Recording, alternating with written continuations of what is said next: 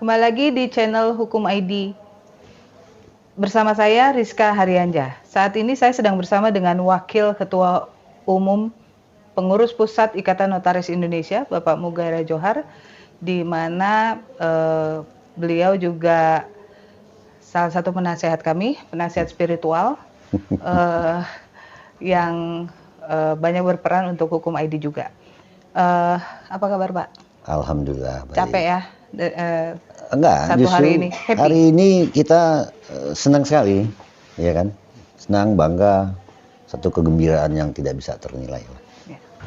Pak, ini kan salah satu rangkaian kita bilang terakhir tapi bukan akhir Ya. Dari perjuangan Bapak dan teman-teman untuk memperjuangkan mengembalikan marwah organisasi. Bahkan ini baru permulaan ya Pak ya. Starting di mana ini awal dari tahap kedua.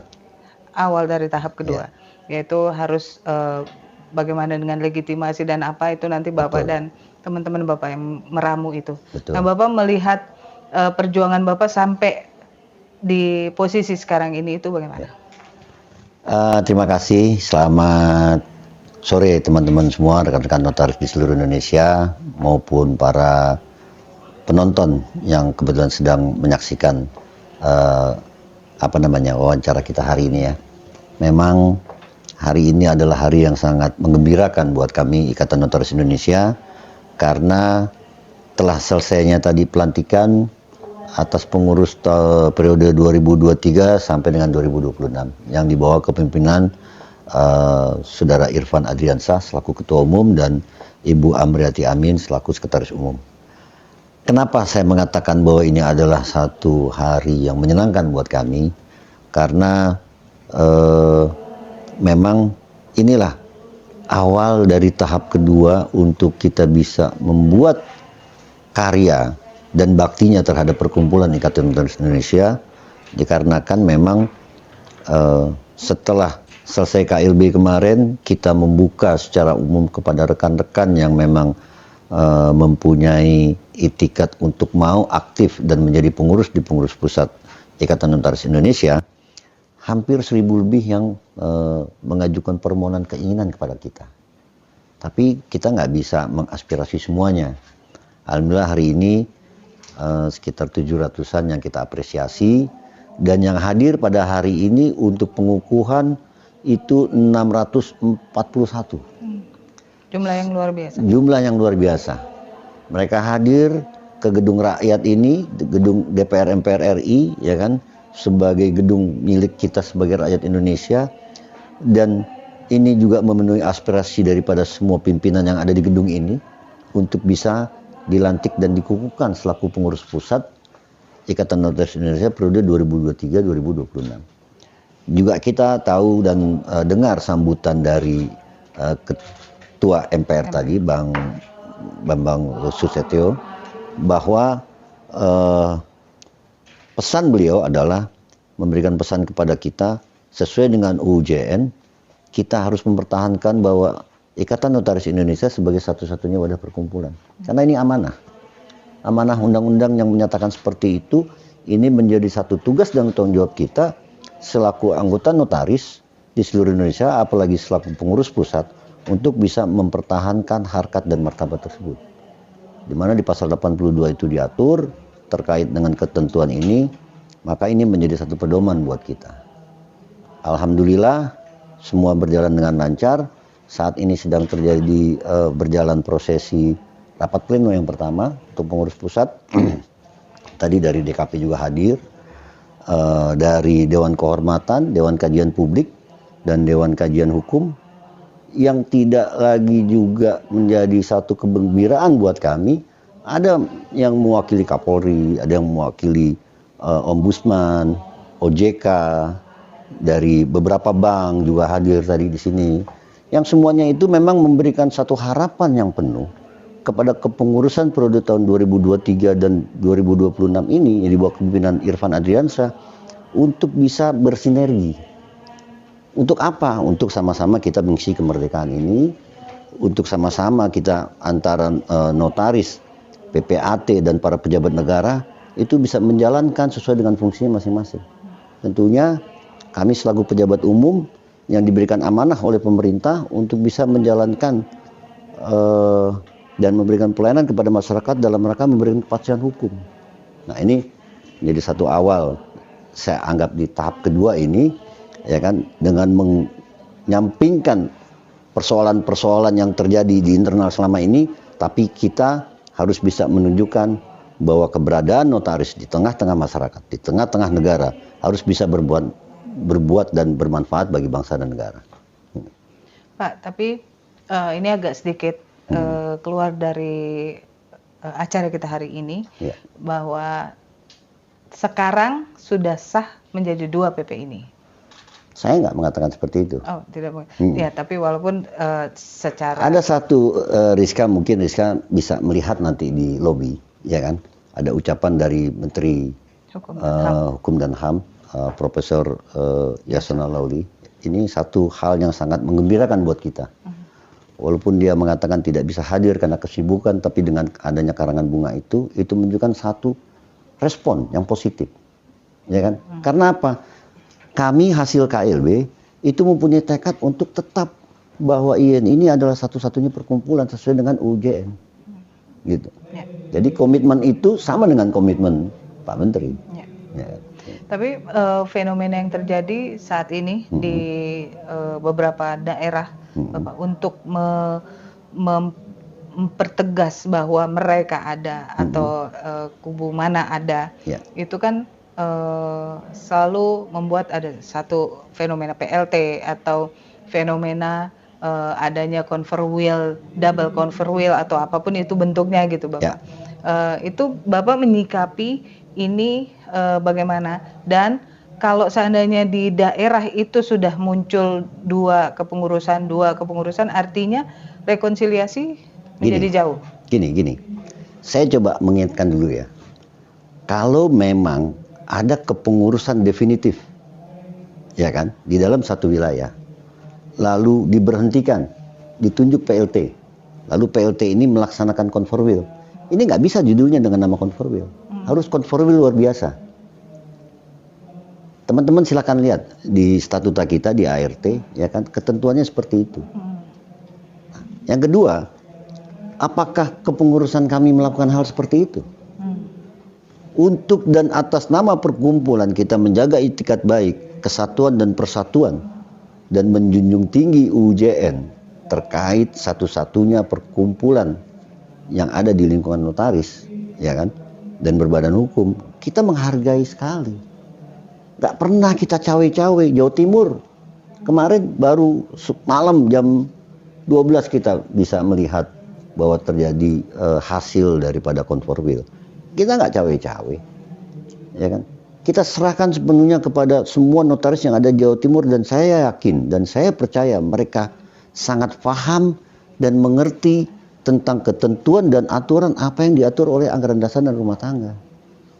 Jadi memang kami punya satu itikat untuk bagaimana menjaga marwah dan harkat martabat ini. Kita tidak pernah membuat adu domba, kita nggak pernah membuat tandingan-tandingan. Terkecuali pada saatnya nanti anggaran dasar dan anggaran rumah tangga menentukan harus seperti itu. Kita tahu bahwa confer wheel itu diberi waktu 3 bulan setelah kongres atau kongres luar biasa, ditambah 2 bulan setelah itu harus ada ditunjuk PLT. Tapi kan perintah itu belum memenuhi ketentuan waktu yang ditetapkan di dalam anggaran dasar dan anggaran rumah tangga. Nah, dengan adanya dualisme ini, semua teman-teman pasti akan melihat apakah dualisme ini akan menjadi satu membuat organisasi atau perkumpulan ini menjadi baik, atau makin dibikin hancur, sehingga terlihatlah secara nyata pengurus mana yang akan menghancurkan perkumpulan ini, ya kan, pengurus mana yang memang ingin perkumpulan ini menjadi solid. Itikat baiknya itu sudah terlihat, gitu loh. Nah, teman-teman para notaris di seluruh Indonesia, semua juga berlatar belakang sarjana hukum dan sangat mengerti dan memahami ketentuan-ketentuan yang ada di statuta kita. Saya tidak akan mempengaruhi harus mengambil sikap seperti apa. Dengan bukti-bukti seperti yang telah terjadi di Sulawesi Selatan, ya kan, di Medan. Medan besok, apa segala macam. Itu semua bukti nyata yang kawan-kawan bisa lihat. Saya tunjukkan, Jogja kita nggak cawe-cawe, Jawa Timur kita nggak cawe-cawe. Itu bukti nyata bahwa kami mempunyai itikat yang baik, mempertahankan Ikatan Notaris Indonesia sebagai satu-satunya wadah sesuai dengan UJN. Gitu. Tapi selain nggak cawe-cawe Pak, untuk kembali mengajak teman-teman untuk kembali ke tracknya, itu apa yang ingin Bapak pesan ke mereka? Saya mendengar dari rekan-rekan saya, Bang Firdaus pernah menyampaikan dalam wawancaranya di media sosial juga, kalau nggak salah tempatnya itu di Universitas Brawijaya di Malang, ya kan, sudah mengkonsepkan akan melaksanakan konsolidasi, ya kan, atau bahasa gampangnya perdamaian, rekonsiliasi, ya kan. Tapi bentuk dan wujudnya seperti apa? Saya yakin beliau yang lebih senior daripada kami di sini apa segala macam akan punya sikap yang jauh lebih bijak. Tapi kami menunggu apa yang akan ditawarkan kepada kita bentuk rekonsiliasi tersebut. Kalau rekonsiliasi itu kan lebih elok kalau tanpa syarat, Pak.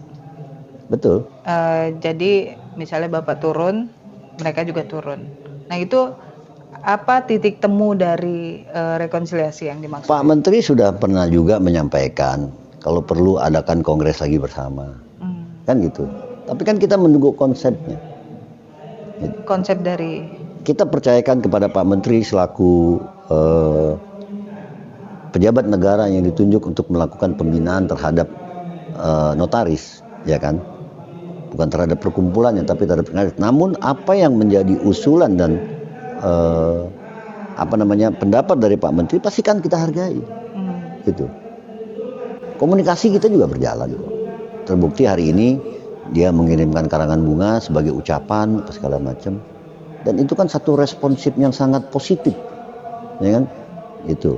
Nah, saya pikir teman-teman ini adalah udah tanda-tanda lah, ya kan? Udah tanda-tanda gitu, udah tanda-tanda. Semoga tanda-tanda ini juga akan terjadi dengan baik. Terkait dengan pengurus yang baru ini, Bapak, teman-teman Bapak itu kan akan bekerja dengan sepenuh hati dan walaupun kita katakanlah dengan tekanan juga kan, dari para ALB yang bertanya legitimasi mana, siapa yang sah, apa segala macam. Nah, apa yang Bapak ingin sampaikan untuk teman-teman Bapak yang akan bekerja nantinya bersama Bapak? Baik, kepada seluruh pengurus yang baru dilantik dan dikukuhkan hari ini, tentunya tanggung jawab yang akan ada di pundak kita ini akan semakin berat. Karena ini tidak dalam kondisi yang sedang baik-baik saja. Kita tunjukkan bahwa dengan diberikannya amanah oleh Ketua Umum Irfan Adriansyah kepada teman-teman selaku pengurus pusat, mari kita sumbangsikan tenaga, pikiran, waktu untuk memberikan pelayanan yang terbaik. Baik itu terhadap ALB, baik terhadap anggota, apalagi anggota yang sedang menghadapi persoalan-persoalan. Persoalan itu banyak kita lihat, dan persoalan itu juga tetap harus kita perhatikan karena itu menjadi bagian daripada kewajiban perkumpulan untuk bisa mendampingi pada saat anggota mendapatkan kesulitan. Hak-hak mereka tetap harus kita jaga, tentunya dengan kehadiran perkumpulan mulai dari tingkat Pengda sampai dengan tingkat PP, itu menjadi bagian kewajiban dari perkumpulan untuk memberikan hak-hak anggota. Jadi tidak hanya kita menarik iurannya aja, tidak kita menarik sumbangannya aja, tapi bagaimana dengan adanya prosesi pelantikan pada hari ini, kita bisa memberikan satu hal yang lebih dan anggota merasa nyaman untuk ikut aktif dan selalu bergabung dalam perkumpulan supaya dalam menjalankan jabatannya selaku pejabat umum itu tidak lagi ada gangguan atau permasalahan-permasalahan yang mengganggu sebagai pejabat umum.